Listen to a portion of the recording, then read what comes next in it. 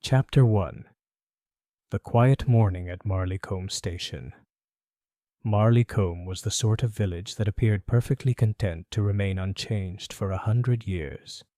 It sat between two low hills, its roofs dipped like teacups beneath the weight of ivy, and its station, a modest brick building with a clock that never seemed entirely certain of the hour, was the lifeline connecting it to the wider, more restless world.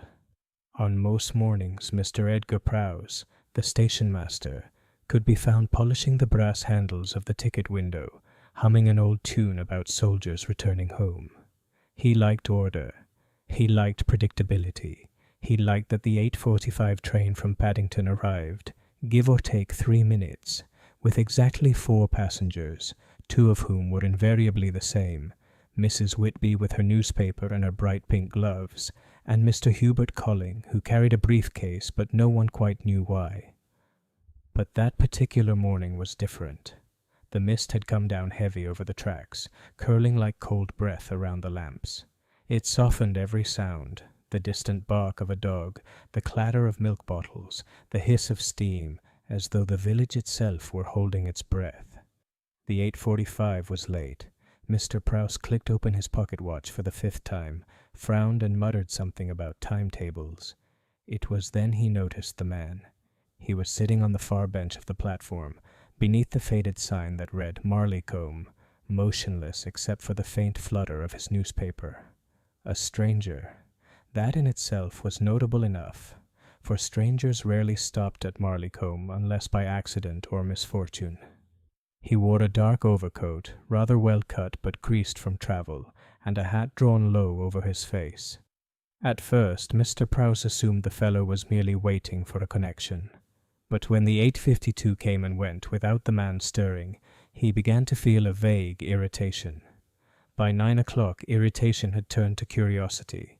By 9:15 to something colder.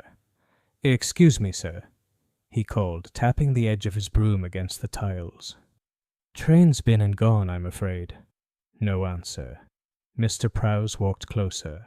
The man's newspaper, folded neatly over his lap, was damp from the mist. His gloved hand rested on top of it. Very still. Too still. And then, in that quiet, fog-shrouded morning, Mr. Edgar Prowse realized what no one in Marleycombe would ever forget. The stranger would never be leaving the station. By 11 o'clock, the news had reached the high street, carried in whispers that rippled through the grocer's, the post office, and eventually the vicarage. Marleycombe, which prided itself on its tranquility, now had a murder, or at least a mysterious death, to discuss over tea. At the Bluebell Tea Rooms, Mrs. Penelope Bartlett declared in tones of tragic delight that she had always said something dreadful would happen if they allowed too many outsiders to pass through. Her friend, Mrs. Eileen Rossiter, who fancied herself an authority on all things criminal thanks to her subscription to the Illustrated Police Gazette, nodded vigorously. "It's the quiet ones, you see," Mrs. Rossiter insisted. "Always the quiet ones who look respectable. Mark my words, there'll be a scandal before the week is out." That afternoon, Miss Jane Marple, sitting in her neat front room on Church Lane, received the news from her young maid, Gladys. "Oh, ma'am, it's terrible," the girl exclaimed, breathless from gossip rather than exertion. "A gentleman, found dead right on the station bench. They say he weren't from round here at all, just sitting there, cold as anything." Miss Marple, who was darning a pair of pale blue gloves, looked up mildly. "At the station, you say? How very strange." "Yes, ma'am, Mr. Prowse found him this morning. Inspector Cray's come from Downset to have a look. Everyone's saying it's a proper mystery." Miss Marple smiled faintly. "People do love a mystery, Gladys, though I've often found that once one learns the smallest, most ordinary detail, it ceases to be mysterious at all." Gladys frowned, unsure whether she was being scolded or instructed, and departed to share the same story with the milkman, adding 2 new embellishments for good measure. Miss Marple sat for a while, listening to the faint hum of the village outside. Somewhere a dog barked. The church bells struck noon. She set her sewing aside and walked to the window, peering down the lane where the trees bowed gently in the wind. A stranger, found dead at the station. No one knew his name, or where he had come from. And yet, she thought, people always give something away, by a gesture, a habit, or a small, careless word. There were few things Miss Marple trusted more than human nature itself. It never changed, no matter how much people pretended otherwise. She reached for her hat and coat. "I think," she said softly to herself, "I shall take the 2:15 to the post office, and perhaps make a small detour by the station." Chapter 2. The Man Without a Ticket. The fog had mostly lifted by early afternoon, leaving Marleycombe Station looking rather sheepish in the pale sun, as though embarrassed by the morning's drama. The police had come and gone, or rather they were still there, but in the slow, deliberate manner of country officers who preferred pipe smoke to urgency. Miss Marple arrived quietly, as she always did, her footsteps soft on the gravel. She might have been any respectable elderly lady on her way to post a letter or inquire about a train schedule. Her hat was modest, her gloves freshly darned, and her expression, gentle curiosity tempered with discretion, was one that never aroused suspicion. The constable standing guard by the gate, young Sergeant Beckett, touched his cap politely. "Good afternoon, Miss Marple. Bit of a stir, I'm afraid." "So I've heard, Sergeant," she said, mildly. "Such a sad thing. A man passing away all alone and in so public a place. I suppose he took ill quite suddenly?" Beckett hesitated, clearly uncertain how much he was allowed to say. "Can't rightly tell, ma'am. Inspector Cray's having a look at things now. Doctor says, well, better not get ahead of it." "Of course not," Miss Marple said pleasantly. "I only wondered, since I often pass through myself when I visit my niece in Downset." And with that she smiled, an innocent smile that had a curious effect on people. It made them want to talk. Beckett leaned closer. "Between us, ma'am, there's something a bit queer about it. Man had no ticket, not one, nor luggage neither. Nothing but a folded newspaper and a single glove in his pocket." "Imagine that." Miss Marple tilted her head thoughtfully. "No ticket, you say? Perhaps he had just arrived and meant to purchase one for his return." "Could be," Beckett agreed, though without conviction. "Thing is, Mr. Prowse swears he never saw the man before, and Mr. Prowse notices everything, says he'd have remembered a gent like that." "I dare say he would," Miss Marple murmured. "Mr. Prowse is a very observant man, rather too much so at times." She glanced toward the platform, where the station master himself was being questioned by Inspector Cray. Mr. Prowse was red-faced, flustered, and clearly delighted to have such importance thrust upon him. Inspector Cray, a solid man with an impressive moustache and a sceptical air, stood listening with arms folded. "Now then," he was saying, "you're certain he wasn't on the 8:15? "Quite certain, sir," said Mr. Prowse eagerly. "I'd have seen him without a doubt. Only person came off that train was Mrs. Whitby, and she's as regular as the Morning Post." Said Cray. "And no one else on the platform before 8:30. "No one, sir. Well, unless you count Mrs. Penfold's cat, always comes nosing about for crumbs." Inspector Cray gave a grunt that might have been amusement, then turned as Miss Marple approached. "Good afternoon, Miss Marple," he said politely but warily. "You've heard the news, I suppose?" "I have indeed, Inspector. Such a distressing occurrence. Poor man. I thought I might post a letter and, just have a little look. Marleycombe has so few strangers, it feels quite a shock to think one should die among us." Cray's moustache twitched. "I'll not object to your looking, ma'am, so long as you don't move anything. The doctor says he's been gone since some time before 7, likely." "Before 7?" Miss Marple repeated softly. "How very early. Then he must have arrived in darkness." "Exactly," said Cray. "Which makes it odd, doesn't it, that no one saw him come through? No ticket, no bag, no name. Just sitting there." Miss Marple looked down the length of the platform. The bench where the man had been found was roped off, a single dark stain marking the wood where the dew had not yet dried. A folded newspaper still lay there under a glass sheet, carefully preserved.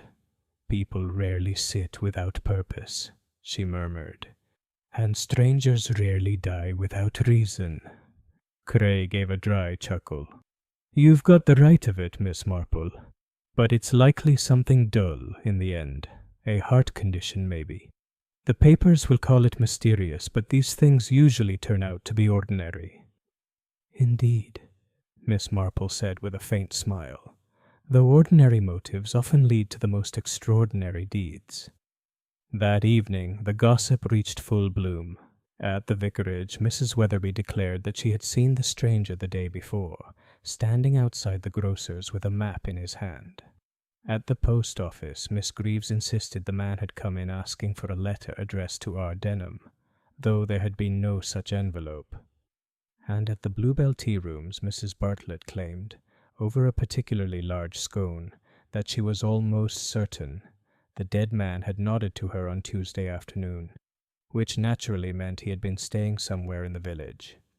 Every telling added a new detail. Miss Marple, meanwhile, sat quietly in her parlour, turning over a few small observations in her mind. A stranger at the station before dawn. No ticket, no luggage. A single glove, but not a pair. A newspaper from the day before his death. To most people those would have seemed like details, random and unconnected. But to Miss Marple they were the beginnings of a pattern. And human nature, she reflected, was a great believer in patterns. She poured herself another cup of tea, smiled faintly, and murmured, "The odd thing about lies, my dear Raymond always says, is that they so often forget to match their gloves."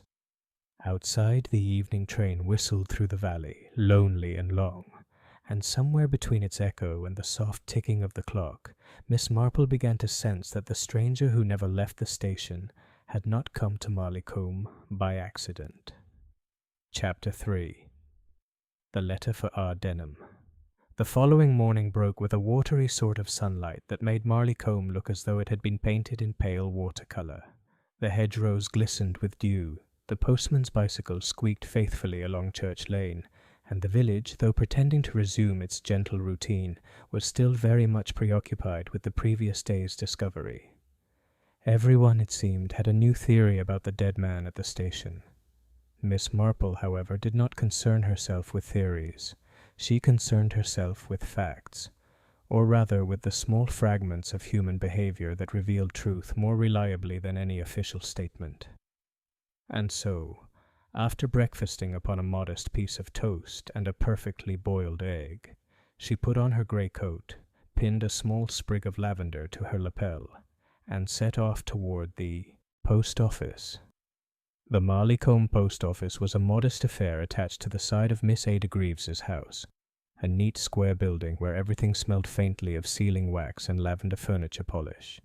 Miss Greaves herself, a brisk woman of 50 with spectacles that magnified her eyes alarmingly, was behind the counter, sorting through a small pile of letters as if each one had personally offended her. "Good morning, Miss Marple," she said in the polite but wary tone she reserved for anyone who asked too many questions. "Good morning, Miss Greaves," Miss Marple replied kindly. "A lovely morning, isn't it? I do like how the air smells after a misty day. So clean and full of promise." Miss Greaves sniffed. "It's damp, that's what it is. Ruins the envelopes." Miss Marple smiled. "Quite so. I came to post a note to my niece, but also I wondered if you might settle my curiosity on a small matter. I hear there was some confusion yesterday morning about a letter." At this, Miss Greaves's eyebrows twitched upward. "You've heard about that, have you? Trust the village. Word travels," Miss Marple said mildly. "Someone mentioned that a gentleman had inquired for a letter under the name R. Denham, a most unusual name for these parts." Miss Greaves hesitated, clearly torn between discretion and the deliciousness of gossip. "Well, yes, he did. Not that I should say anything, mind. The post office has its rules. But since it's in the hands of the police now, I don't suppose it matters much. Came in day before yesterday, he did. Smart fellow, coat and hat, but nervous. Said he was expecting a lettre poste restante, addressed to R. Denham, Marleycombe Post Office. I told him there was none such, and he thanked me very politely. Walked straight out again. Haven't seen him since." "Indeed," murmured Miss Marple, lowering her gaze as though this were merely idle conversation. "And he left no forwarding address? No mention of who might be writing to him?" "No, ma'am, though I must say he looked disappointed. Gave me the impression he'd come quite a long way." Perhaps from London? Could be. Had that look about him, city sort, and a quiet voice, the kind you have to lean forward to hear. Miss Marple nodded slowly. "Thank you, Miss Greaves. You have an excellent memory for detail, is most valuable in a community." Miss Greaves preened slightly. "One sees a lot behind this counter." "I'm quite sure one does." Miss Marple smiled again, paid for her stamp, and took her leave. But she did not, as she had suggested, post her letter. Instead, she walked up the lane toward the churchyard, her mind busy with thought. The name Ardenham stirred a faint chord of memory. Miss Marple had heard it once before, though she could not at once recall where. Perhaps a visitor to the vicarage. A name mentioned at one of the Women's Institute meetings? Or perhaps in one of her niece's London letters, years ago. By the time she reached the Lich Gate, she had decided upon a simple course of action. In matters of truth, Miss Marple often found that people revealed more in polite conversation than under direct questioning.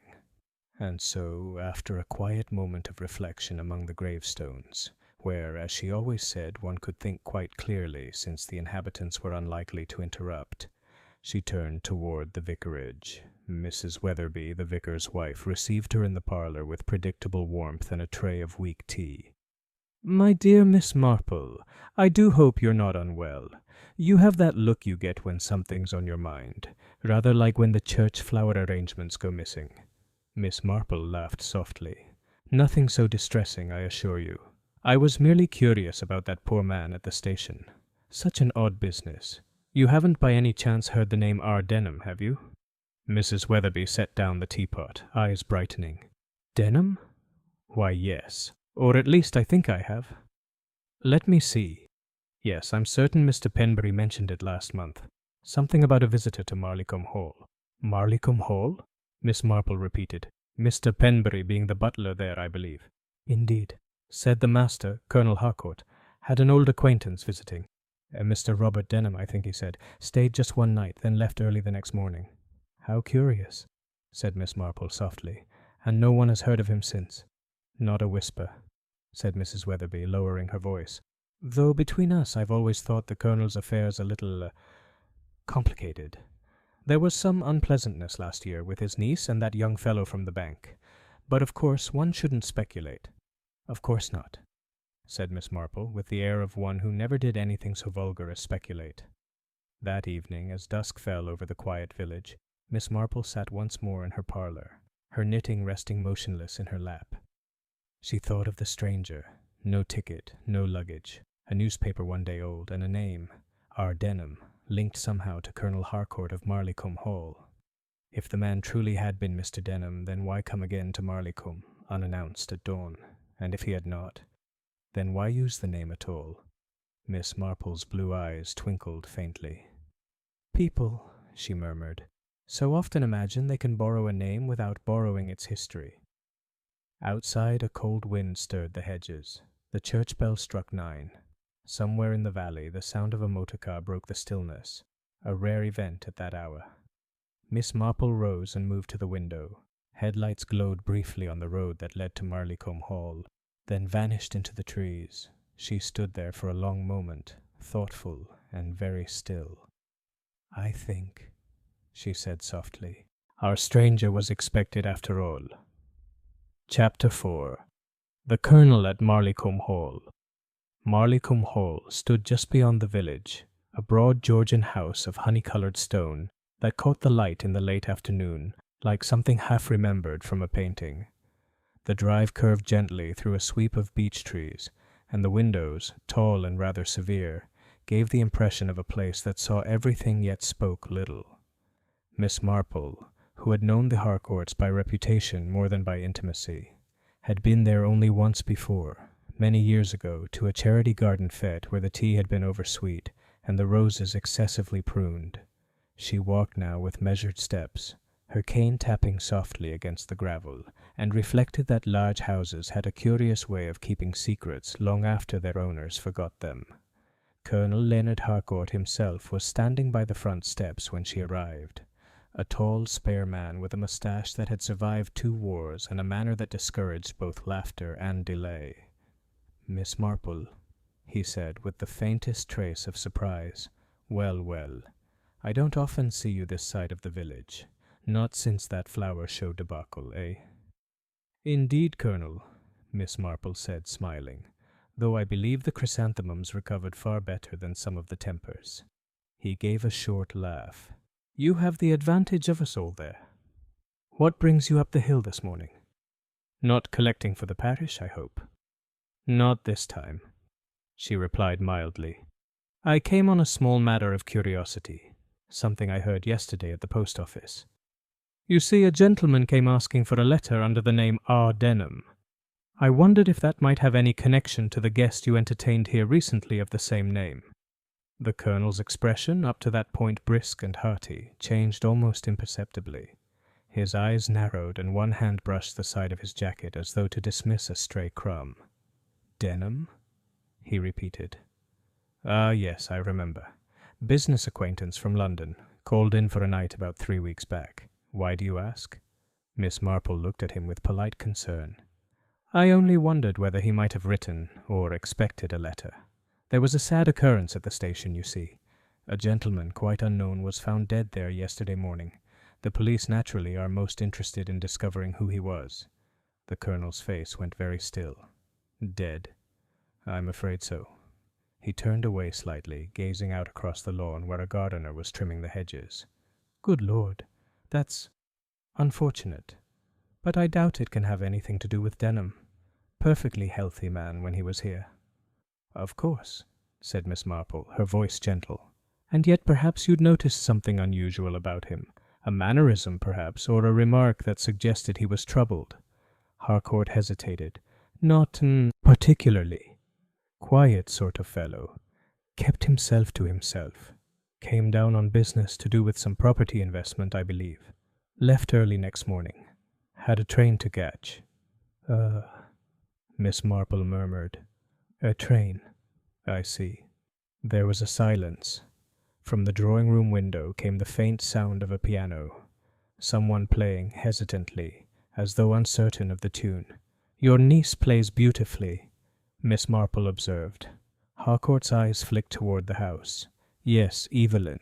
Stays with me since her mother died. She's fond of music, though I can't say I know what it all means. Half of it sounds like cats walking on a fence." Miss Marple smiled. "Youth, Colonel, always prefers what the older generation finds peculiar. I'm sure she's a comfort to you." He made no reply. The parlour into which Miss Marple was later shown was large, handsomely furnished, and faintly cold despite the fire. Miss Evelyn Harcourt rose from the piano stool as Miss Marple entered. She was a slim girl in her early 20s, dark-haired, graceful, with the slightly nervous air of one accustomed to silence being broken only by duty. "How do you do, Miss Marple?" she said, her voice soft. "Uncle said you might come in.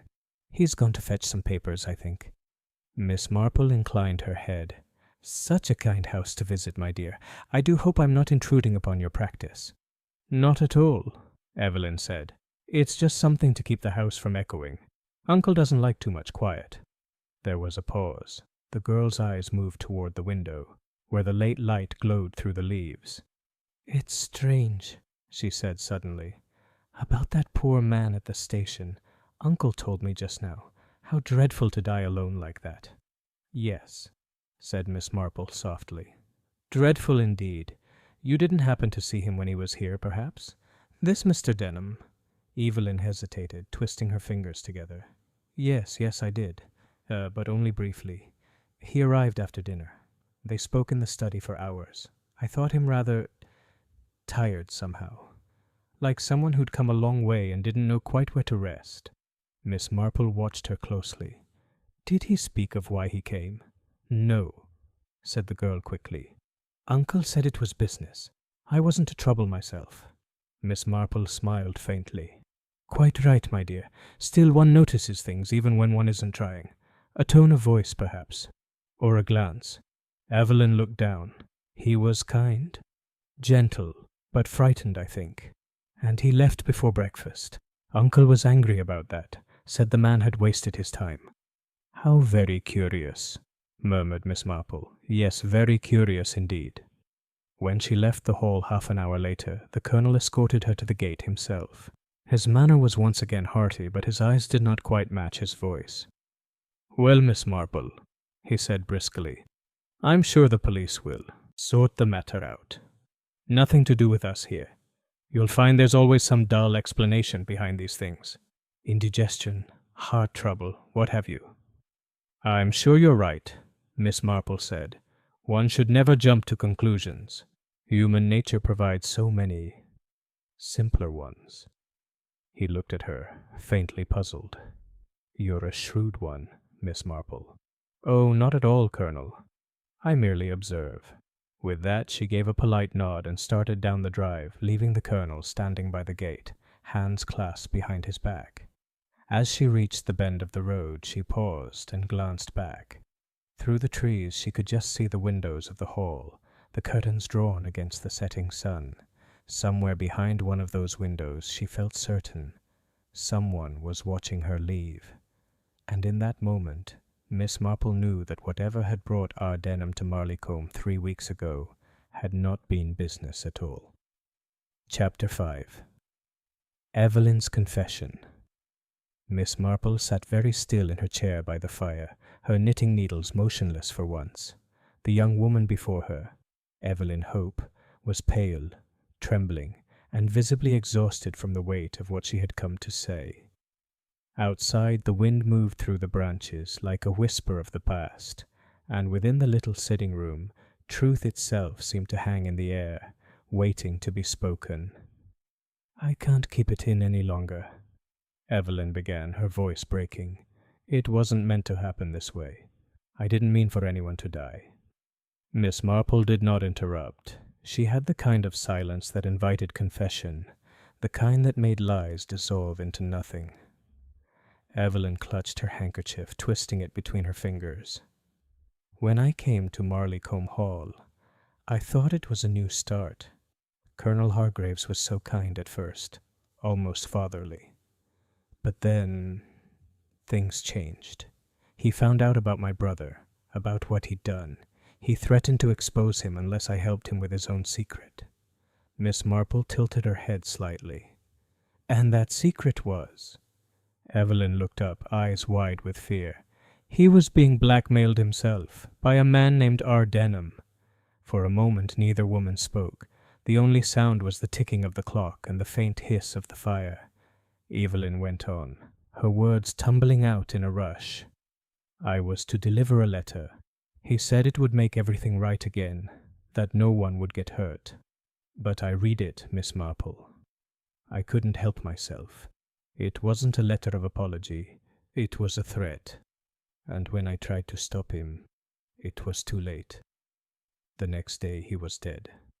Miss Marple's eyes flickered with something like sorrow, but also understanding. And so you ran, she said softly, to protect your brother, to hide from what you thought was guilt. Tears streamed down Evelyn's face now.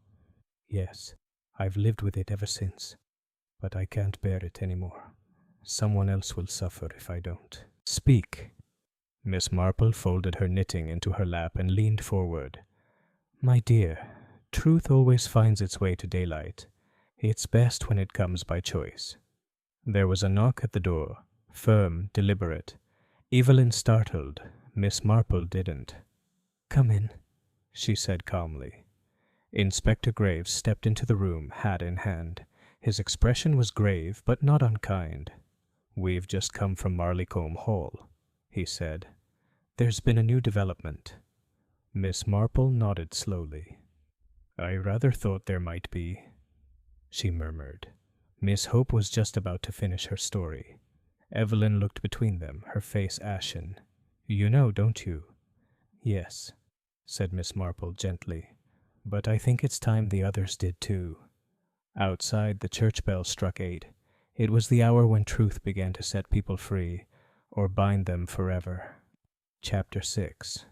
The Stranger in the Photograph. It was a grey morning in St. Mary Mead. The mist hung low over the hedgerows, curling around the cottages like smoke from a dying fire. Miss Marple, seated at her small writing desk, was sorting through the Morning Post when her eyes fell upon a small brown envelope. No return address, no markings except her name, written in a firm, masculine hand. Inside was a single photograph. It was an old snapshot, slightly faded, its corners yellowed with time. 3 figures stood before the ivy-covered facade of Marleycombe Hall. In the centre was Colonel Hargraves, unmistakable in his uniform and stern expression. To his right a young woman, Evelyn Hope, smiling nervously at the camera. And to his left, a man Miss Marple did not recognize. The stranger was tall, dark-haired, with a faint scar near his left temple. He looked directly into the camera lens as if he knew he was being watched, even across time. On the back of the photo, written in faint pencil, were 3 words: "He never left." Miss Marple studied the image for a long moment, then rang for tea. "Strange," she murmured. "Very strange indeed." By afternoon she was on her way to Marleycombe Hall once more, her curiosity fully engaged. The hall was quiet now, nearly deserted. A single constable nodded as she passed through the gate. The air smelled faintly of damp stone and secrets. Inside she found Inspector Graves examining a stack of documents spread across the drawing-room table. "Another surprise for you, Inspector," she said lightly, handing him the photograph. He examined it, frowning. "I've seen this picture before, or one very like it, but this man, he's not in the original." "Precisely," said Miss Marple, eyes twinkling. "Which means someone wanted us to see him now." Graves looked at her sharply. "You think it's been altered?" "Not altered. Replaced, perhaps," she said, tapping the edge of the photograph. "You see, Inspector, memory can be as unreliable as film, but together they can reveal what neither alone would show." As she spoke, Evelyn Hope was led into the room. Her eyes went straight to the photograph, and all color drained from her face. "Where did you get that?" she whispered. "Posted to me this morning," Miss Marple replied gently. "You recognize him, then?" Evelyn hesitated, then nodded. "His name was Stephen Denham." "Ah, Denham's brother?" asked Graves quickly. Evelyn's voice trembled. "No. Our Denham was him. He used the initial to hide his identity. He was the one blackmailing the colonel, and the man I loved." The silence that followed was thick and cold. Miss Marple folded her hands. "So the stranger in the photograph was no stranger to you at all?" Evelyn turned toward the fire, tears welling in her eyes. "He said he'd come back when it was safe, that we'd start over, but he never did. Until now." She looked at the photograph again, voice barely above a whisper. "He never left." Miss Marple looked down at the image once more, her sharp eyes narrowing. "Then, my dear," she said softly, "it would seem the dead have a curious way of keeping their promises." Outside the mist began to lift, but inside Marleycombe Hall the shadows only deepened. Chapter 7. The Key Beneath the Floorboards. The rain began before dawn, a thin, steady drizzle that turned the cobblestones of Willowbrook Lane into slick ribbons of silver. By the time Miss Marple set out from her cottage, umbrella in hand, the village was wrapped in the melancholy quiet that follows a night of troubled dreams. She had hardly slept. The photograph had occupied her thoughts, its ghostly stranger, the handwriting on the back, the tremor in Evelyn Hope's voice. It was the sort of puzzle that lived in the corners of her mind, whispering in the hours when others slept. At 8:30 she arrived at Marleycombe Hall once again, where Inspector Graves was already waiting, his boots muddy and his expression grim. "Morning, Miss Marple," he said, tipping his hat. "Our men have gone over the study again, floor to ceiling, but nothing new has turned up." "Have they looked beneath the floor?" she asked mildly, shaking off her umbrella. He blinked. Beneath it. We've no reason to start tearing up boards, ma'am. Miss Marple gave a small, knowing smile. Forgive me, Inspector, but I've often found that reason tends to arrive after the right floorboard has been lifted. With a sigh, half amusement, half resignation, Graves gestured for her to proceed. Together they entered the late Colonel Hargraves's study, a dark-panelled room heavy with the scent of tobacco and varnish. The clock on the mantel ticked softly, keeping the same rhythm it must have kept through years of quiet evenings and secrets unspoken. Miss Marple walked slowly, her eyes sweeping the room. "If one were to hide something," she murmured, "one would not choose the obvious places. Safe, desk, drawer. No, something personal, yet discreet. Somewhere one could access in privacy." She paused by the heavy oak desk. The carpet beneath it was slightly askew, an imperfection most would never notice. She knelt down, lifted the corner, and tapped lightly on the floor. One board gave a hollow sound. "Here," she said simply. Graves called for a screwdriver. In a moment the board came loose with a groan of old wood, and beneath it lay a small brass key wrapped in oilcloth. It was an unremarkable thing at first glance, save for the tag tied to it with fading twine. Upon it was written, in a neat hand, "Locker 9, Willowbrook Station." The two exchanged glances. Graves let out a low whistle. "Well, that's a find, isn't it?" Miss Marple said nothing for a moment. Then, "The stranger who never left the station." Her voice was soft but steady, like a bell tolling in fog. She rose, brushing dust from her skirt. "I rather think, Inspector, that our journey leads us to the station itself. There are some ghosts, after all, who prefer to wait precisely where they were last seen."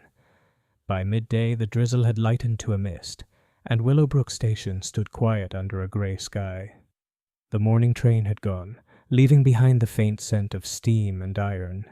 Miss Marple and Inspector Graves entered the small ticket office where the station-master, a short red-faced man named Mr. Pettigrew, looked up from his ledger with surprise. "Locker keys," he said when Graves explained their purpose. "Not much used these days, sir, but we've a few still about. Number 9, you say?" He led them to a row of brass lockers along the wall. Locker 9 was near the end, its surface dull with age. The key fit perfectly. Inside was a small tin box, the sort used for cigars. Graves pried it open, and froze. Inside were a few folded papers, a train ticket dated the night of the murder, and a single, neatly pressed handkerchief embroidered with the initials E.H. Evelyn Hope. Miss Marple's face betrayed no shock, only deep contemplation. "A ticket for a journey never taken," she murmured. "And a token left behind as proof that one meant to go." Graves turned toward her. "You think she killed him?" Miss Marple's gaze softened. "No, Inspector, I think she tried to leave him, and someone made certain she never could."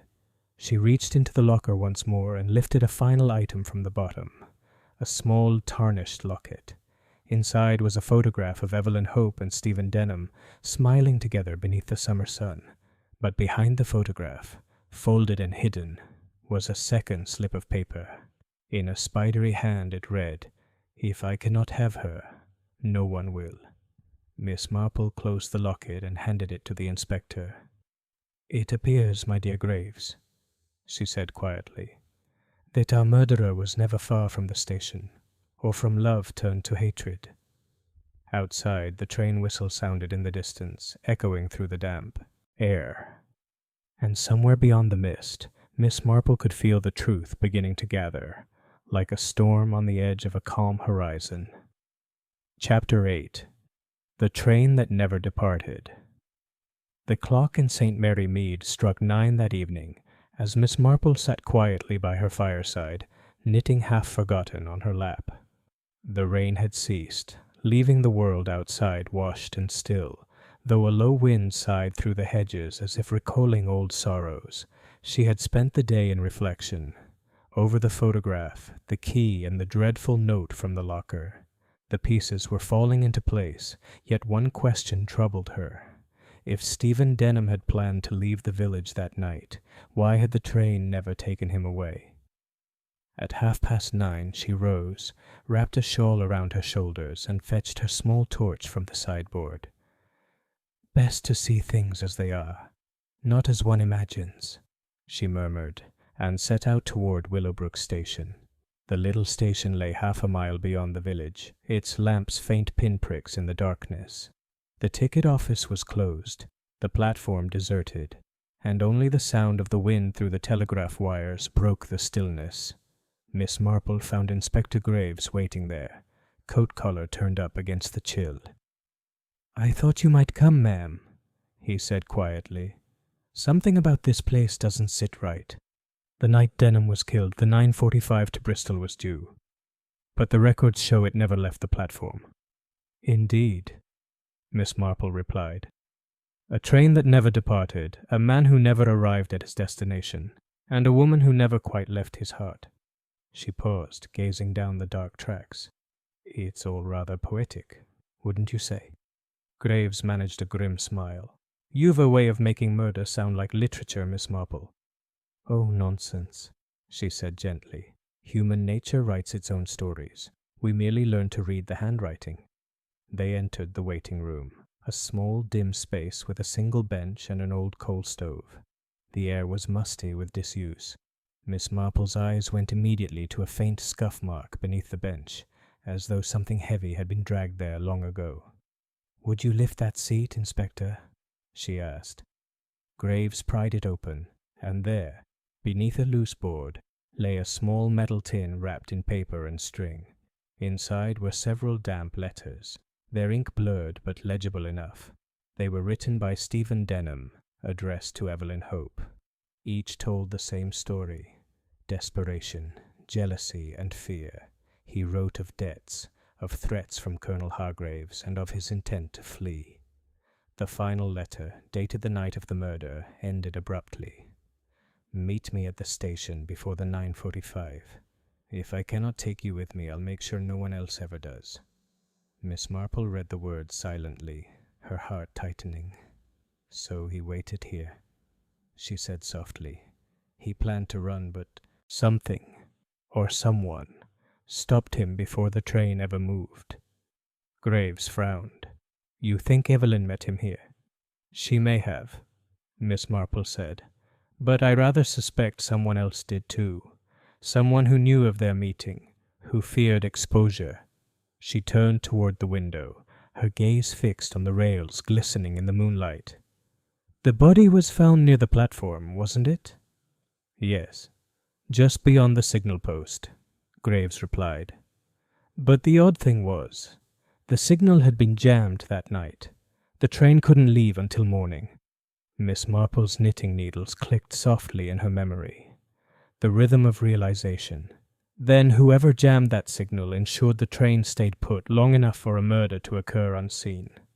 Graves exhaled slowly. "You think it was planned?" "Every murder is in some measure," Miss Marple said, her tone distant. "But this one required patience, and a sense of timing worthy of the railways themselves." As they stepped back onto the platform, a sudden gust of wind rattled the station sign. In the flicker of the lantern light, something glinted near the edge of the tracks. Miss Marple stooped and picked it up, a small flat piece of brass, half buried in the gravel. It bore the engraved initials C.H. "Colonel Hargraves," Graves whispered. "Or," Miss Marple murmured, "someone who wished us to think so." Her eyes lifted to the dark line of trees beyond the station, where the fog had begun to rise again, curling like smoke from an invisible fire. "The Colonel may have had secrets, Inspector. But I believe the truth lies not with him, nor with Evelyn, but with one who served both too well." Graves looked at her sharply. "The valet?" Miss Marple gave a faint, knowing smile. "Or perhaps the butler. In such cases one must always consider who holds the keys, and who decides when the train departs." That night, as Miss Marple walked home beneath the whispering trees, she knew she was closer to the truth than ever. But one final piece remained.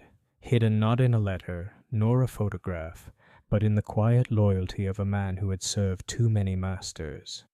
Somewhere in the stillness of Willowbrook Station, the ghost of a train that never departed still waited, and Miss Marple intended to board it before dawn. Chapter 9. The Butler's Midnight Visit.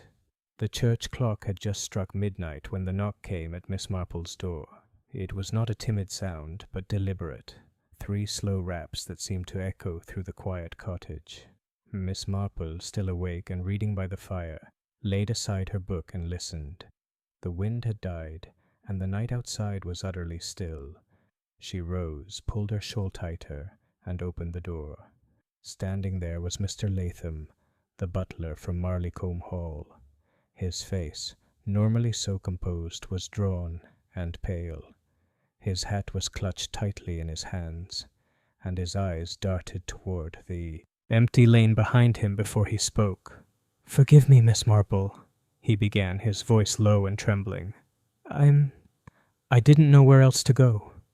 "Come in, Mr. Latham," she said calmly, stepping aside, "and please close the door.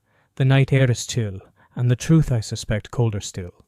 He obeyed, removing his gloves as though performing some ritual of confession. Miss Marple poured him a small glass of sherry and waited. For a moment he said nothing. Then, as if the weight of silence were too heavy to bear, he began. "It was the Colonel," he said. "I swear I never meant for harm to come, but he'd been blackmailed by that man Denham. Letters, photographs, things from his time in India. I was the one who found them in the Colonel's drawer. I should have destroyed them, but you didn't," Miss Marple said softly. He looked at her, eyes hollow. "No, I thought I could use them to protect him, to protect the Hall. He was a good man once, Miss Marple, proud, stubborn, but the past had him by the throat." Miss Marple studied him closely. "You tampered with the signal that night, didn't you?" Latham's breath caught. "How did you—" "It was quite clever, really," she said, folding her hands. "By jamming the signal, you ensured the 9:45 couldn't leave. That kept Mr. Denham waiting, and it kept his movements predictable." He nodded miserably. "The Colonel wanted to confront him, that's all, just to talk. He said he'd make Denham hand over the letters and then put the whole matter to rest. But when I reached the station, it was already done. The Colonel was gone, and Denham—" He broke off, his voice shaking. "Lying there by the tracks. I panicked. I thought the Colonel had done it, so I hid what I could. The locket, the note, the key. I didn't want his name ruined." Miss Marple's eyes glinted in the firelight. "And yet the Colonel was murdered the next night, was he not? Poison in his brandy. Which means, dear Mr. Latham, that your attempt to shield him may have protected someone else entirely." The butler froze. "Someone else?" Miss Marple leaned forward, her tone gentle but piercing. "The one person who knew every secret of that house, who served the drinks, handled the correspondence, and overheard every whisper. A butler sees more than anyone, Mr. Latham. But sometimes, so does the maid." He blinked.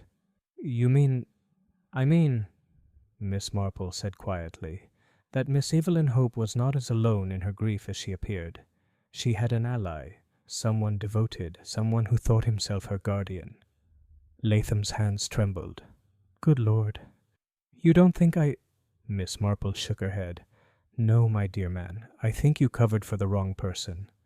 At that he buried his face in his hands. "Mrs. Reeves," he whispered. "The housekeeper. She'd always doted on Miss Evelyn, said she reminded her of her own daughter, who died young. I thought her kindness harmless. But the night Denham died, she was gone from her room for hours." Miss Marple rose and went to the window, gazing out at the moonlit lane. "Grief is a strange thing, Mr. Latham. It turns protectiveness into vengeance, and love into something quite desperate. I imagine Mrs. Reeves thought she was saving Miss Evelyn from ruin or heartbreak." The butler looked up, eyes wide with dawning horror. "She killed him to protect her." Miss Marple nodded slowly. "And when the Colonel began to suspect what she'd done, she silenced him too. The poison in his glass was her final act of loyalty." The fire crackled. For a moment the only sound was the ticking of Miss Marple's small clock. Then Latham spoke hoarsely. "What will happen now?" "Justice, I expect," Miss Marple said softly.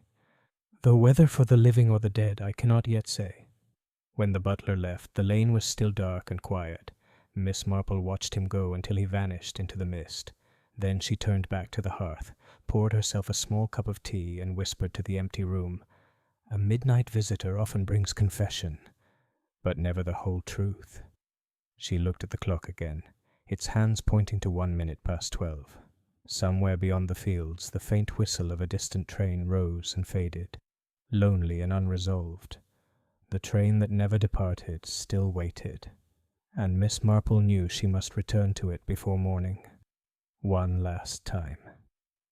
Chapter 10. The Housekeeper's Secret. Morning broke with a dull pewter light that turned the village hedgerows to shadowed lace. The rain had stopped, but the air was heavy, as if the clouds themselves were reluctant to move on. Miss Marple rose earlier than usual, her mind already alert. There was a certain stillness before a truth revealed, she often thought, like the hush before a confession in church, and today she felt it keenly.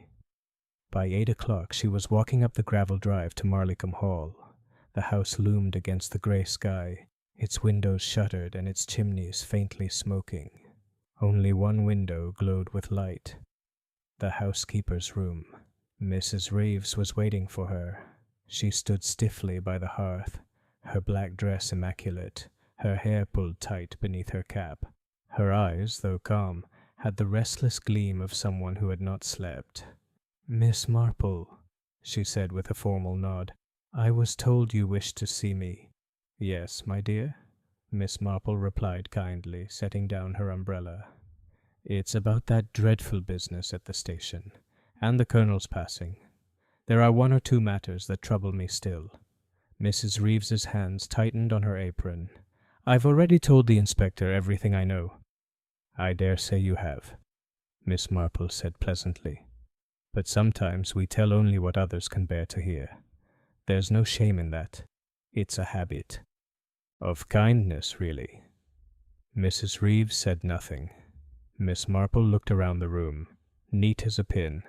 Every surface gleamed, every object in its place. On the dresser a framed photograph stood slightly apart from the others. A young woman, perhaps 20, smiling shyly in a nurse's uniform. Miss Marple stepped closer. "Your daughter?" Mrs. Reeves's lips tightened. "She died 15 years ago. Scarlet fever." "I am sorry," Miss Marple said softly. "A mother never quite recovers, I think." She paused. "Evelyn reminds you of her, doesn't she?" The housekeeper looked up sharply, then turned away. "She was a good girl, too gentle for this world. I only ever wanted to see her safe." Miss Marple nodded, her tone gentle. "And you thought Mr. Denham a danger to her?" At that, Mrs. Reeves's composure faltered. "He was a liar, a scoundrel. He used her kindness, her trust. He would have ruined her name. And for what? Money?" Her voice broke, the years of control crumbling like ash. "I went to the station that night to warn him away, just to speak. But he laughed at me, called me an old fool. He said he'd already taken what he wanted. I didn't mean—" Her hand went to her throat. Miss Marple's expression did not change, but her eyes softened with something like pity. "He fell, didn't he? Near the tracks?" Mrs. Reeves nodded faintly. "We struggled. I pushed him back, and he stumbled. I didn't even realize he was dead until the train whistle blew. I wanted to tell someone, but I thought no one would believe it was an accident." "And the Colonel?" Miss Marple asked quietly. The housekeeper's face grew pale. "He found out. 2 days later. He said he'd go to the police, that he couldn't bear the guilt of silence. I begged him not to, for Evelyn's sake. He refused. I put the poison in his glass myself." The words came out as a sob, followed by silence so deep that even the ticking of the small clock seemed to fade. Miss Marple stood very still. Then she walked to the window, looking out over the gardens where the mist was lifting. "You loved her," she said finally. And in your way, you believed you were protecting her. Mrs. Reeves bowed her head. I did. Then you understand, Miss Marple said softly, that the best way to protect her now is to tell the truth. You cannot undo what's done, but you can spare her the shadow of suspicion. For a long time, Mrs. Reeves said nothing. Then she drew a slow breath and nodded. You'll bring the inspector? Yes, Miss Marple replied gently. He's waiting just outside. Mrs. Reeves smiled faintly, a weary, sorrowful smile. It's strange, she whispered. After all this, I feel lighter. Miss Marple took her hand. Confession is a kind of grace, my dear. Painful, but cleansing. When the police carriage took Mrs. Reeves away, the morning sun had finally broken through the clouds, scattering pale light across the dew-soaked lawns. Miss Marple remained at the doorway, watching until the wheels vanished beyond the trees. She sighed once, softly, and turned back toward the hall. Evelyn Hope was waiting at the top of the stairs, eyes red from weeping. She confessed, didn't she? Yes, Miss Marple said gently. She did it for love, not malice. That makes it no less a sin, but perhaps a more understandable one. Evelyn looked down, trembling. I never asked her to.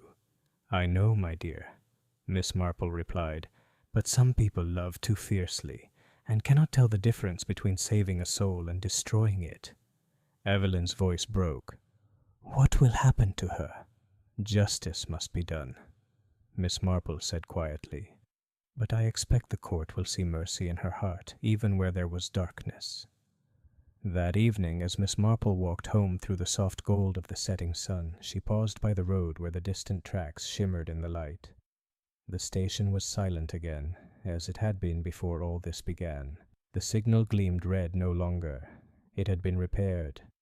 The 9:45 had finally departed, and in the hush of the twilight, Miss Marple thought she could almost hear its echo, not of guilt or grief, but of release. She smiled faintly, murmuring to herself, even the train that never departed finds its way in the end. Then, drawing her shawl closer, she continued down the lane toward her little cottage and the waiting kettle, where the tea would be hot and the world at last at peace. Chapter 11.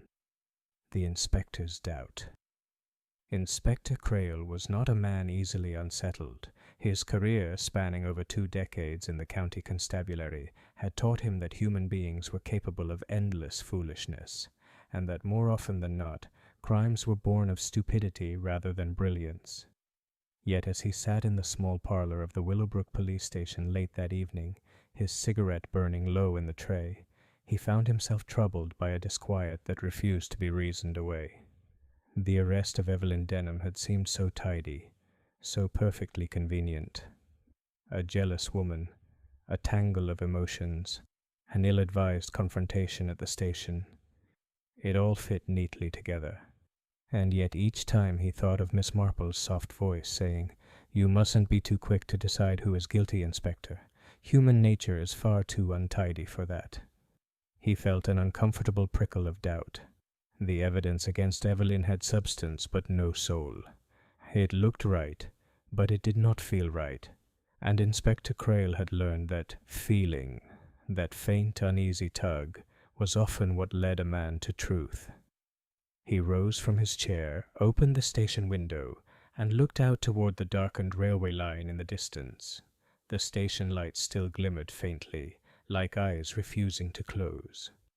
The trains had long ceased for the night, but the place held an eerie, waiting stillness, as though something remained unfinished. At that moment the door creaked open and Constable Dunning entered, hat in hand. "Evening, sir. There's a message for you, from Miss Marple." Crail turned.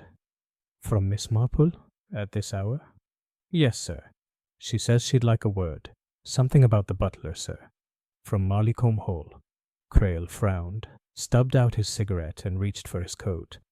"The butler," he muttered. "Always the butler." Miss Marple was waiting by her garden gate when he arrived, A small lantern hung from the post, casting a circle of warm light over her face. She looked perfectly serene, as though she had been expecting him all along. "Good evening, Inspector," she said gently. "I do hope you don't mind my asking you here. It's just that something rather curious has come to my attention." "I've learned never to ignore your curiosities, Miss Marple," Crail said, half smiling. "What's this about the butler?" She gestured toward the small table on her porch where a folded handkerchief lay. "That, Inspector, was found in the shrubbery near the Denham cottage this morning. Mrs. Price, my neighbor, discovered it while trimming her hedge." Crail bent over the handkerchief. Embroidered in one corner were the initials C.H., Charles Hargreaves, the butler at Marleycombe Hall. "Do you suppose," Miss Marple continued softly, "that he might have been paying a visit to the cottage last night?" Crail's eyes narrowed. "Hargreaves. He told me he was in bed by 10. "Yes," said Miss Marple. "And he said it rather quickly, didn't he? Almost before you had finished the question. People who speak too quickly about their innocence are often afraid you'll notice the truth." Crail pocketed the handkerchief thoughtfully. "And what truth do you suspect?" Miss Marple paused. "That the butler may not be what he seems. I believe he was once in the service of Colonel Denham's regiment. In India, I think. There were some unfortunate circumstances involving money, and a disappearance. It would be rather dreadful if the past had followed him here, wouldn't it?" Crail straightened. "You think Hargreaves might be the stranger from the station?" "I think," said Miss Marple carefully, "that the stranger may not have been as much of a stranger to Marleycombe as we have supposed." The next morning Crail returned to Marleycombe Hall. The great house was quieter than ever. The autumn wind stirred the curtains and rattled the silver in the dining room. Hargreaves appeared as calm as ever, but there was a stiffness to his manner that Crail had not noticed before. "Forgive the intrusion," Crail said, "but I'll need a word with you, Hargreaves. Alone." The butler inclined his head. "Of course, sir." When the door was closed, Crail placed the embroidered handkerchief on the table between them. "Yours, I believe." Hargreaves' eyes flickered, only for a second, then steadied. "It appears to be, sir, though I've no notion how it came to be outside the Denham cottage." Crail leaned forward. "You were seen near the railway last night." There was a pause. Then Hargreaves smiled, thin, unconvincing. "I was restless, Inspector. The housekeeper had mentioned the police were about. I went to see what the commotion was." Crail said nothing. He simply watched, and under that steady gaze, something in the butler's composure cracked. His hand trembled. "It wasn't supposed to happen like that," he muttered. "He was only meant to be frightened. But he recognized me. After all these years." Crail's heart quickened. "Who recognized you?" "The man at the station," Hargreaves whispered. "The one they call the stranger. But he wasn't a stranger to me." Later, as the inspector left Marleycombe Hall, he saw Miss Marple standing at the far end of the path, her hands folded neatly before her. "You were quite right," he said. "There's more to this than any of us guessed." "Yes," said Miss Marple softly. "It's never the noise that gives people away, Inspector. It's the silence, the things they avoid saying." And as the autumn dusk settled over the village, both knew the mystery was far from over. Somewhere, hidden among the hedgerows and polished silver, the final piece of truth was still waiting, as patient and still as a train that never quite left the station. Chapter 12. The Confession at Rose Hill Cottage. The mist rolled low over Rose Hill that morning, the kind of damp silvery veil that softened everything except the truth. Miss Marple walked slowly up the narrow lane, her shawl drawn tightly about her shoulders, the chill biting at her cheeks. The events of the previous evening, Inspector Crail's late visit, the butler's trembling admission, had stirred something deep in her mind. Not satisfaction, not relief, but the quiet certainty that the end of the matter was near. And yet she knew from experience that the end of a mystery was often its most dangerous moment. People cornered by guilt could act with a recklessness born of desperation, and desperation, Miss Marple always said, was the most untidy emotion of all. When she reached Rose Hill Cottage, she found Evelyn Denham seated by the window, her eyes fixed on the garden outside. The poor girl looked older, drawn and pale, her hands clasped tightly in her lap. A single letter lay on the table before her, its envelope torn but still bearing the words, "To R. Denham." Miss Marple took a seat quietly. "My dear, you sent for me." Evelyn turned, startled. "Yes, Miss Marple, I didn't know whom else to trust. Inspector Crail says I may be released soon, but I can't bear it. Not until I've told someone everything." "Then tell me," said Miss Marple, softly. "I am very good at listening." Evelyn hesitated, her lips trembling. "I didn't kill him. You must believe that. But I knew who he was." Miss Marple inclined her head, saying nothing. Evelyn's voice grew fainter. "The man at the station, the one they called the stranger, he wasn't a stranger at all. He was my father's half-brother, Raymond Denham. We never spoke of him. He left England years ago under a cloud. There was something to do with money in India, and my stepmother swore never to let his name be mentioned again." Miss Marple's knitting needles paused in mid-air. "Ah, Raymond Denham." Evelyn nodded. "He wrote to me, months ago, saying he wanted to make amends. He asked to meet me, quietly, at the station. But when I arrived that evening, he was already gone, dead." She covered her face with her hands.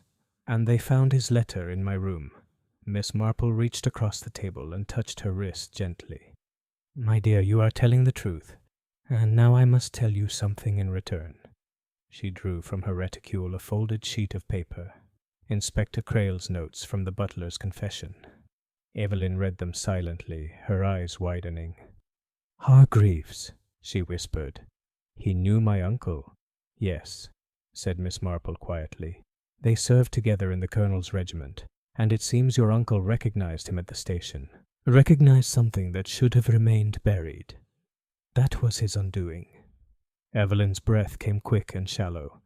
"Then the butler. He killed him?" Miss Marple shook her head. "Not quite. He intended to frighten your uncle, perhaps to silence him, but not to kill him. Death came unexpectedly, and someone else was there afterward, someone who took advantage of what had happened." Evelyn stared at her, confused. "Someone else? But who?" Miss Marple rose and moved toward the window.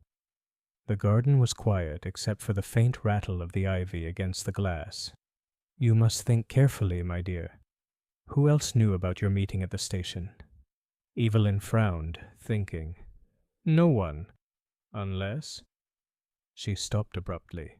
"Yes," prompted Miss Marple gently. Evelyn's face paled. "Mrs. Hargreaves, the housekeeper. She was the one who brought me the note that afternoon. She said it had been left by a messenger for me at the Hall. I thought nothing of it." Miss Marple nodded slowly. "Indeed. The housekeeper's secret, as it were." She turned back toward Evelyn, her expression kind but grave. "Mrs. Hargreaves delivered the note, and she must have known its contents. She also knew of her husband's history with your uncle. I believe she went to the station that night, following her husband, intending to prevent disaster. But when she found the man dead, quite by accident, she did what many women in her position might do. She hid what she thought would destroy her husband. And in doing so, she nearly destroyed you." Evelyn sat motionless, tears glistening in her eyes. "Then what will happen to her?" Miss Marple sighed. "That depends, my dear, on whether truth or mercy arrives first." 2 hours later, Inspector Crail stood in the kitchen of Rose Hill Cottage, his notebook open. Mrs. Hargreaves sat at the table, her hands clasped tightly, her eyes red-rimmed. "I couldn't bear it," she said hoarsely. "He'd made such a good life here, after all those years. When I saw the man lying there, I thought it was over. I took the letter, wiped the prints from the lantern, and ran. I meant no harm to the girl. But when they started asking questions—" Miss Marple watched quietly from the doorway. "You did what you thought was right for love," she said gently. But love can be a poor judge of justice. Mrs. Hargreaves bowed her head. Crail closed his notebook with a weary sigh. I'll take her in, but I'll see to it she's treated kindly. Miss Marple nodded. That will be quite enough. That evening the sun broke briefly through the clouds over Rose Hill. Miss Marple sat by her hearth, the firelight flickering on her thoughtful face. Human nature, she reflected, was much like that mist outside, concealing and revealing in turns.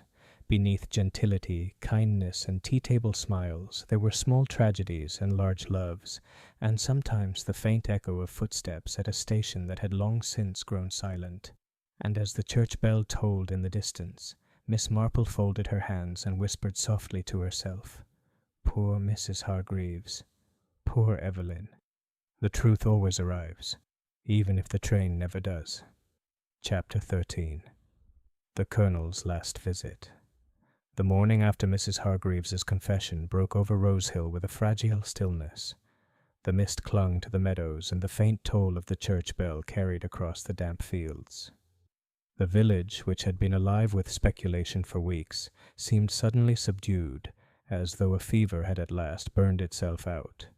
At Marleycombe Hall the great house lay quiet. A thin plume of smoke drifted from the chimneys, and a single figure could be seen walking slowly down the gravel drive. Colonel Arthur Denham, his hat pulled low, his coat buttoned tight against the chill. He moved with the stiff dignity of a man accustomed to command, though the lines around his mouth seemed deeper that morning. Inspector Crail was waiting in the drawing-room. He stood when the colonel entered, giving a brief nod. Miss Marple sat nearby, her knitting in her lap, though her eyes were fixed on the older man with their usual disarming gentleness.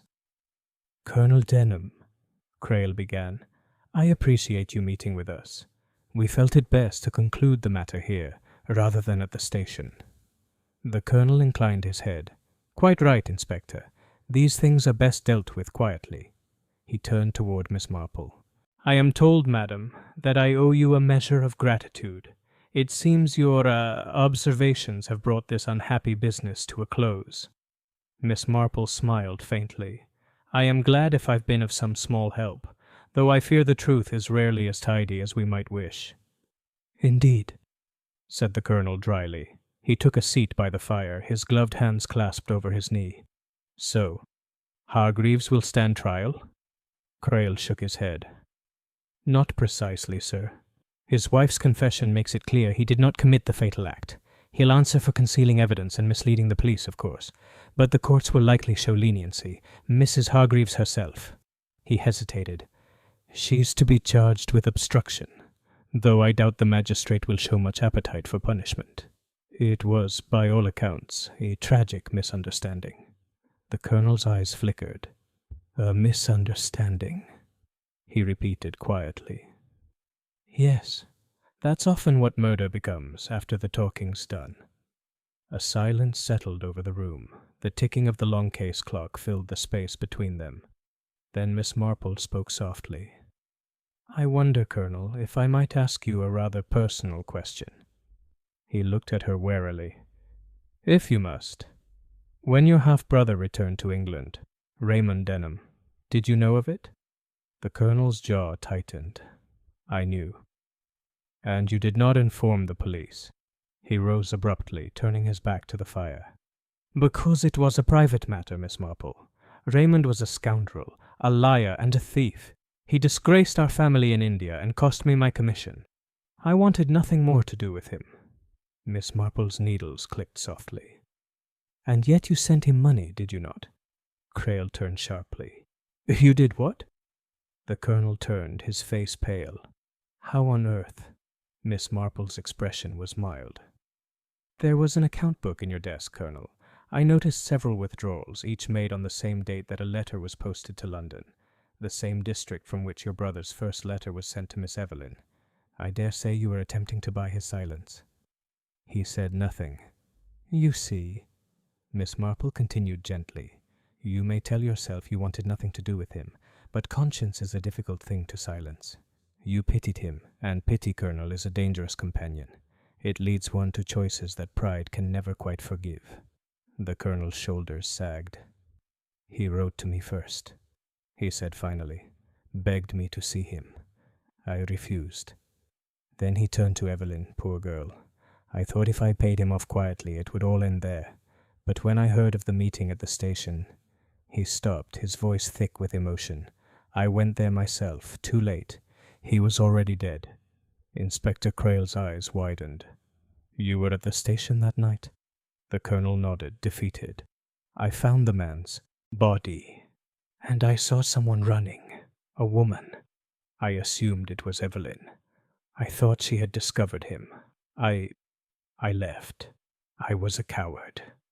Miss Marple's knitting fell still. "Not a coward, Colonel.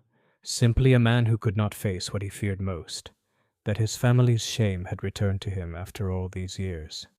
He looked at her, his eyes tired and heavy. "You see too much, Miss Marple."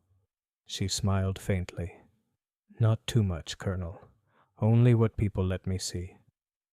That afternoon, as Miss Marple and Inspector Crale walked down the long drive together, the sun broke through the clouds, scattering light over the fields. "He's suffered enough," Crale said quietly.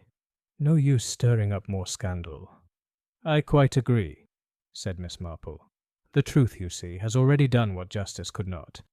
It has humbled him, and that in its way is punishment enough." Crale gave a slow nod. "You've a curious way of seeing people, Miss Marple." "It's not curiosity, Inspector," she replied gently. "It's habit. In a village like St. Mary Mead, or Rose Hill, one must learn to observe. It's astonishing what people tell you when they believe you're not really listening." Crale chuckled softly. "And to think some folks still call you that dear old lady with the knitting." Miss Marple's eyes twinkled. "I do hope they continue to. It's the most useful disguise in the world." That evening the colonel stood alone in the library of Marleycombe Hall. The last rays of the setting sun glowed against the portraits on the wall, faces of men who had worn the same uniform, carried the same pride, and perhaps made the same mistakes. He lifted a glass in silent salute to the memory of his brother, to the ghosts of the past, and to the truth, that stubborn visitor who never left quietly. Outside, the wind stirred through the oaks, carrying with it the faint sound of a distant train whistle, long, low, and mournful. Chapter 14. The Train Whistle at Dusk. The evening mist crept low over Willowbrook Station, turning the platform into a ghostly corridor of light and shadow. The lamps flickered uncertainly in the fading day, and a thin wind whispered along the empty tracks.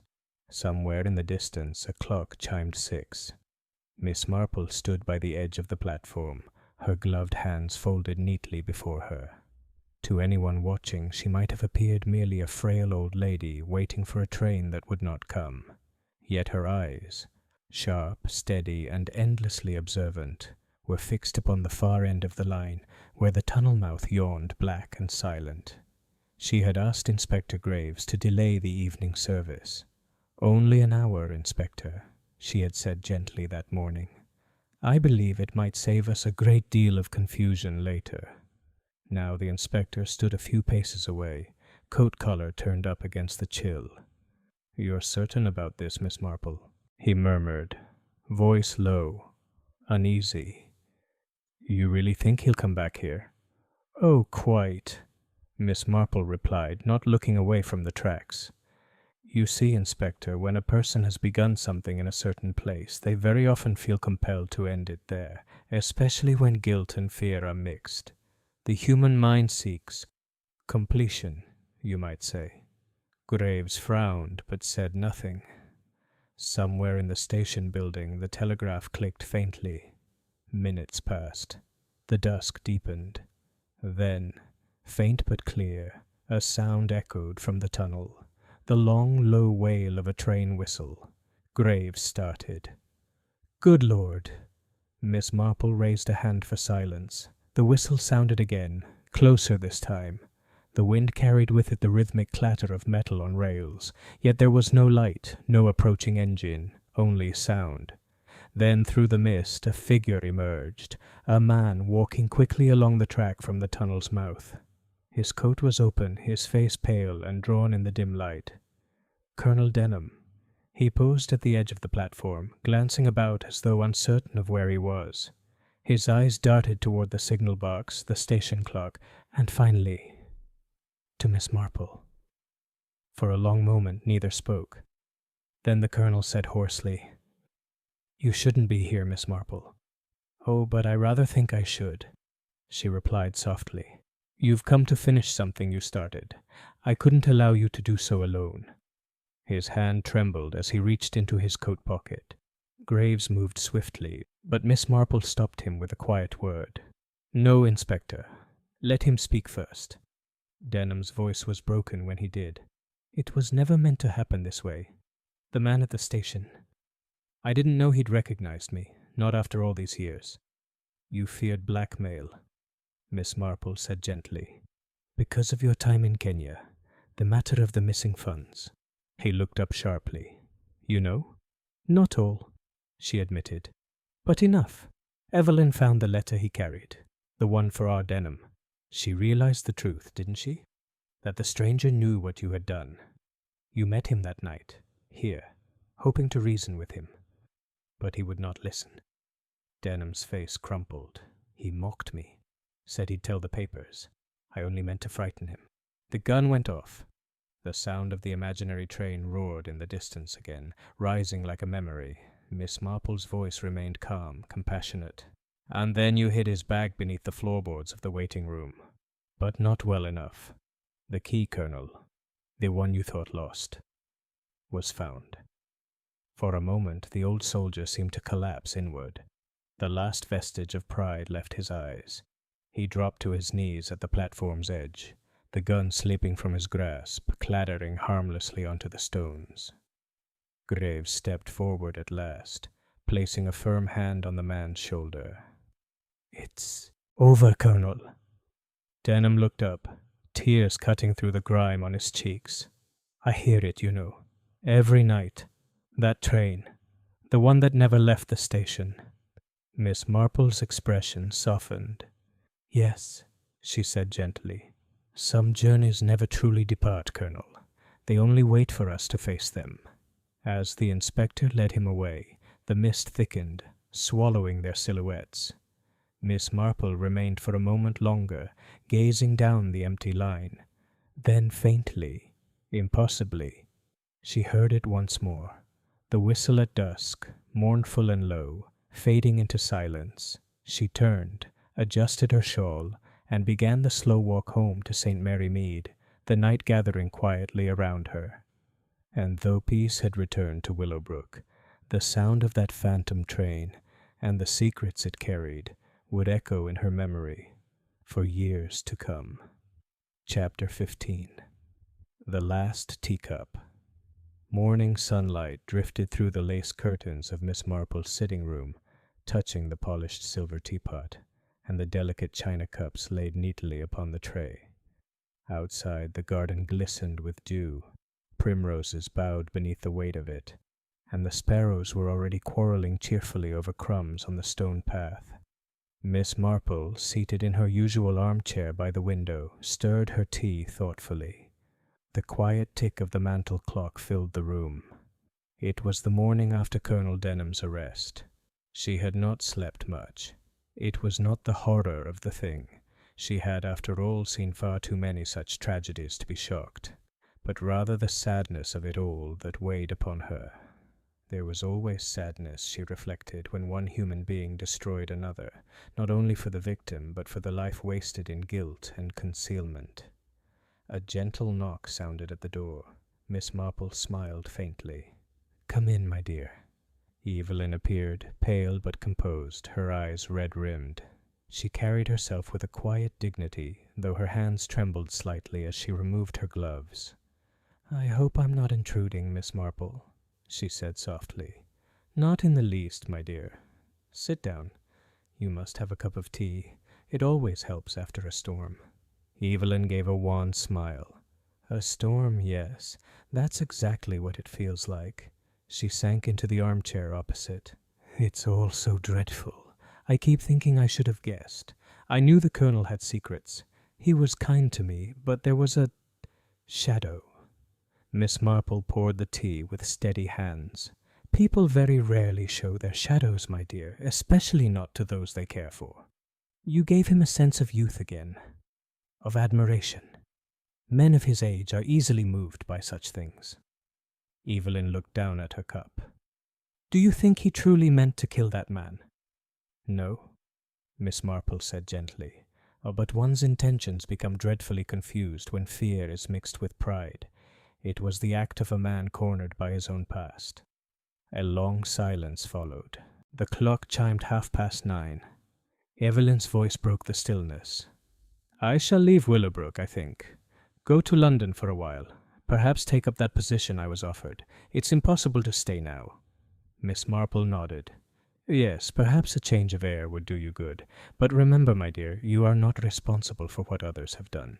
You have shown courage and kindness in the face of unpleasant truth, and that is no small thing. Evelyn's eyes filled with tears. You always seem to know what people need to hear. Miss Marple smiled faintly. Oh, not always, but I do believe in kindness. It mends more than logic ever could. There was another knock, brisker this time. Inspector Graves entered, hat in hand. Morning, Miss Marple. Miss Evelyn. He looked tired but relieved. We've taken Denham to London. He made a full confession last night. Seems almost grateful it's over. Miss Marple nodded. Yes, he's been carrying his guilt for far too long. Now at least there will be peace. For him and for the poor man who died. Graves sighed. You know, I still can't work out how you saw through it all. The rest of us were chasing ghosts. Ah, Miss Marple said, eyes twinkling. But ghosts often tell us quite a lot, Inspector, if we listen carefully enough. You see, I noticed the photograph first, the one Evelyn showed me. It was taken years ago, yet the Colonel's walking stick was the same. The carving on the handle matched the indentation left on the floorboards of the waiting room. Once I saw that, everything else followed. Graves gave a low whistle. You never miss a thing, do you? Miss Marple smiled modestly. Only what people forget to hide. He chuckled and made his farewells, leaving the two women once more in the golden stillness of morning. Evelyn rose to go, pausing at the door. Thank you, Miss Marple, for everything. Take care, my dear. And don't forget, when life feels too heavy, make a nice cup of tea. It won't solve the problem, but it does give one time to think. When she had gone, Miss Marple remained seated, her hands folded in her lap. Outside, the sound of the village returned. A milk cart rattling over cobblestones, a dog barking, the faint ring of the church bell. She lifted her teacup and gazed at the pale steam curling upward. It was, she thought, rather like life, delicate, fleeting, and often clearer when observed in quiet moments. Then from far away, perhaps from memory, perhaps only imagination, she fancied she heard it again, the distant whistle of a train fading into dusk. She smiled softly, set down her cup, and turned to her knitting. Another mystery had ended, and another day in St. Mary Mead had begun.